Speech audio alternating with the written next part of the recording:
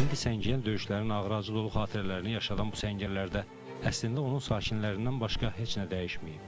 Birinci Qarabağ savaşında olduğu kimi yenə döyüşmək, ərazilərimizi işğalçılardan təmizləmək inadı ilə silahlanan döyüşçülərin ünvanı olan səngərlərdə döyüş, yürüş ab-havası var. Qələbəyə böyük inan bəsləyən əskərlərimizin ümidləri yorğun düşməsin deyə onları xatırlayanların sırasında Birinci Qarabağ savaşında bu yerləri yad nəfəsdən qoruyub saxlayanların gəlişi daha çox arzulanandı.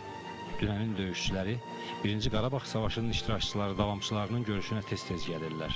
Təsadüf etdiyimiz bu görüş isə növbəti çağırışla yenicə xidmətə gələn əsgərlərlə keçirildiyindən daha vacib və əhəmiyyətlidir.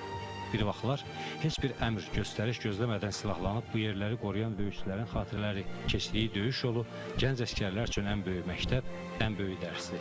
92-ci ilin yanvar ayından 94-cü ilin may ayına ateşkəsə kimi bu istiqamətdə gedən döyüşlərdə iştirak etmiş. Mən tabur komandiri, Heydərov Nizami tabur komandirinin mavini, Yusubov Suluddin bölük komandiri. Bizə bu yer doğmadır. Əlbəttə ki, biz ilk vaxtlarda bu yerdə məskunlaşıb və döyüşləri burada aparılmasına göstəriş vermişik və uğurlu əməliyyatlar da olubdur. Siz də bu taburda xidmət edirsiniz. Mən hesab edirəm ki, siz fəxr eləməlisiniz ki, bu bölgədə, bu taburda, bu briqadada xidmət edirsiniz. Çünki bu hərbi isə çox şərəfli bir döyüş yolu keçmişdir. Bu döyüşlərdə xidmət edən zabitlərimizin 8 nəfəri Azərbaycan bayrağı ordeni və eyni zamanda 2 nəfəri milli qəhrəman təqdim olunmuşdur. Bu gün də biz də fəxr edirik ki, sizinlə görüşə gəlmişik. Bu tarixi döyüş yolu keçmiş tabur haqqında, briqada haqqında sizinlə söhbət edir.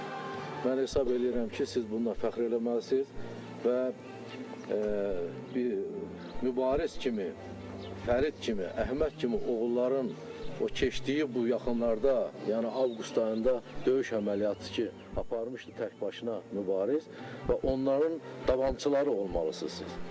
Bu torpaqları, bu düşmənlərdən öz torpaqlarımızı azad etdik və onların döyüş vaxtları hiss elədi ki, ermənilər həqiqətən qorxaq millət.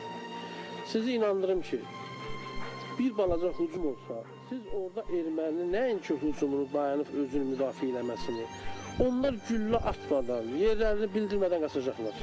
Bugün o əlillər, bu veteranlar, Allaha and olsun, bu günlə hazırdır. İmkan verənlər bizə, biz də gəlib sizin sıralarınıza qulluq edərik.